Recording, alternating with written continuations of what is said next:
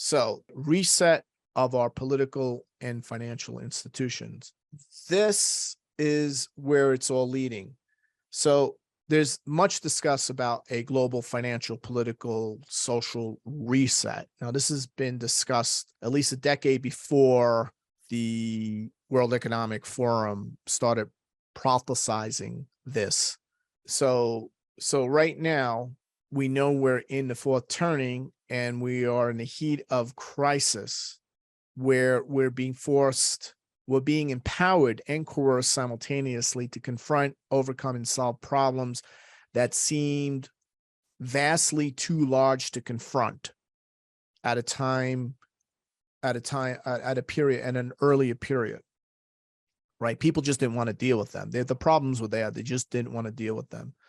So big problems only get solved in times of crisis. And when everybody's energized and when all institutions are suddenly fluid and, we have this opportunity to reset all the rules of the game. So there's going to be a complete reset of the entire system. And what I was looking at was, okay, when's the next big conjunction that occurs within the timeline that we're talking about? And we're going to have a Saturn-Neptune conjunction on the world point at 0 degrees of Aries in 2026. Now, we don't have to wait to that date. That Saturn-Neptune will get stronger and stronger and stronger over the next 3 years.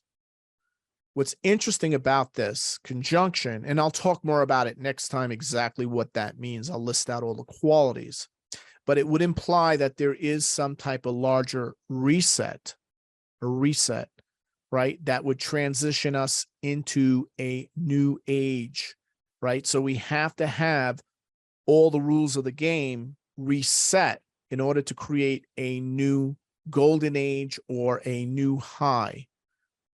So you have to reforge it. There's like a reforge. Think of the reset as reforging the paradigm, right? You have to get everything molten hot and melt it down to its base qualities.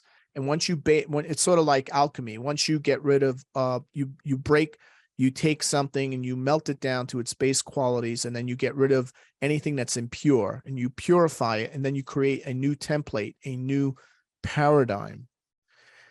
And there is an alchemical process. What I just described to you is very archetypally similar to the qualities of the Saturn-Neptune, meaning the alchemical process has an archetypal quality very similar to what I just described, breaking down the impurities, the dissolution that leads to a new, a fundamentally new and superior substance, and, what the alchemists would call the alchemical gold.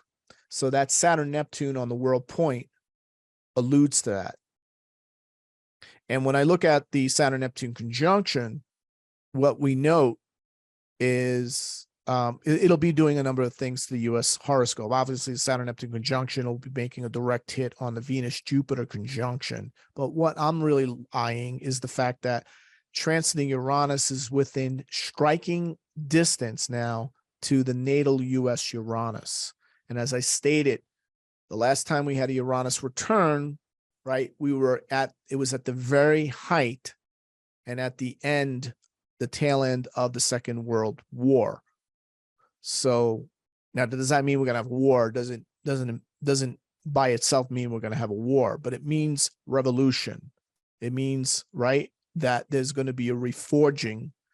And if we look at history, the lesson from history, it's through violent and also very creative periods. They're often a combination of violence and creation, creative destructive processes in which reforms occurred, right? So we could look at the last event, right? A fourth turning. We saw, but the last fourth turning, for instance, at the very end, we saw the emergence of Bretton Woods, the world reserve currency, United Nations, the IMF, the World Bank. We saw the creation of a globalized system of trade that enabled decades of globalized prosperity. So right? This all came out of the depths of the Great Depression of 35 when the U.S. passed and enacted the Social Security Act.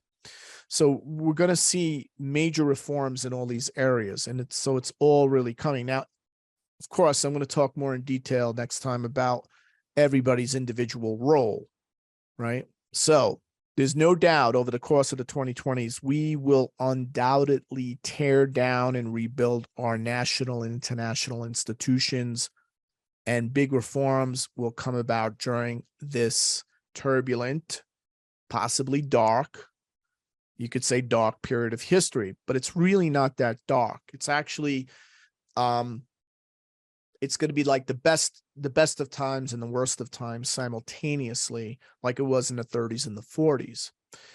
And this certainly includes reform, revolution, redrawing of borders, right? But we need to look at the bright side. We can look forward to a cleansing. Saturn-Neptune also correlates with cleansing and purging of rampant, intractable inefficiencies, rampant and intractable inequality, rampant and intractable corruption and distortion that currently plagues our political, financial, and economic institutions all the way up to the Federal Reserve and the White House. So we're going to see something, a set of events happening that will reset, and clean the slate. So we're going to talk more in detail about each generation now. I'm going to do a black box for each one of those charts, and then I'm going to give my estimates on how we're going to see, like, for example, the fact that Elon Musk is basically going to continue to drive the narrative. And we'll see now a decline in the boomer generation and the silent generation. So the silent generation is probably going to go, right? The silent generation will be next on the chopping block. So that probably, without even looking at anything, we could say the probability that Biden will not be the nominee or will not be reelected is probably pretty high, based on, if we go back and look at history and we see the transition where we go from crisis to a new paradigm, a new high, right? The high period. Generally, the old leadership collapses, and collapses in a most dramatic way.